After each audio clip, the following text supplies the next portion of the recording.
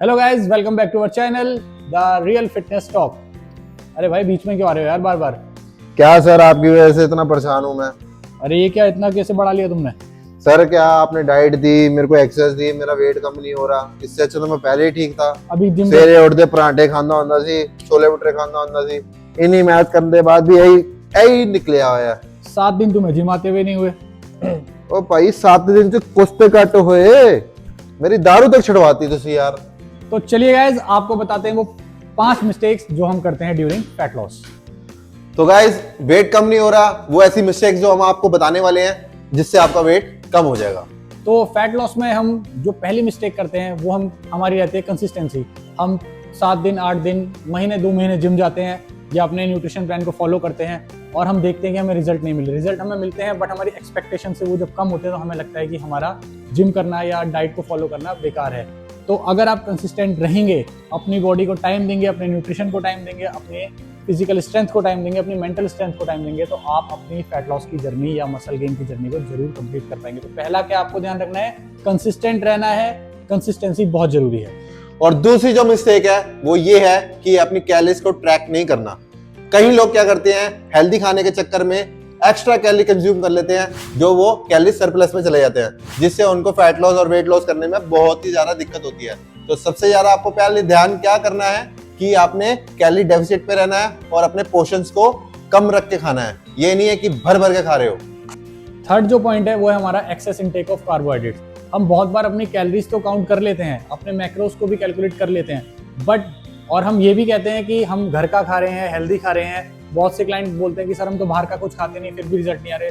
तो उस केस में क्या होता है कि आप घर का तो खाते हैं बट आपकी जो मील होती है, आपका जो डाइट होता है, जो आपकी कैलोरीज होती है, वो सारी कार्बोहाइड्रेट से आती है, जिसकी वजह से आपका जो इंसुलिन है वो हमेशा स्पाइक रहता है। तो आपको क्या करना है, कार्बोहाइड्रेट्स के इंटेक को मिनिमम करके अपनी डाइट में प्रोटीन इंटेक को बढ़ाना है, जिससे आपका मेटाबॉलिज्म बूस्ट होगा और आपके फैट लॉस में हेल्प करेगा। और जो फोर्थ पॉइंट है वो है टाइमिंग।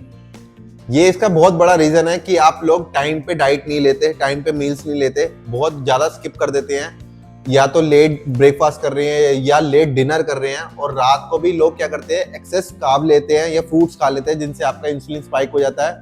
तो ये बिल्कुल नहीं करना। आपको रात को हमेशा मील प्रोटीन वाली लेकर सोनी है, और उससे पहले आपको जल्दी खाना खाना है। ये नहीं है कि आप लेट खा रहे हैं। तो ये बहुत बड़ा इशू है टाइमिंग का। तो आप एक टाइम बना लें कि आप डेली इस टाइम पे ही खाना खाएंगे। और गाइस, फिफ्थ और जो सबसे इंपॉर्टेंट पॉइंट है वो है एक्सट्रीम कैलोरी डेफिसिट। हम लोग क्या गलती करते हैं, जब भी हम फैट लॉस या वेट लॉस की बात करते हैं तो हम एक्सट्रीम कैलोरी डेफिसिट में चले जाते हैं।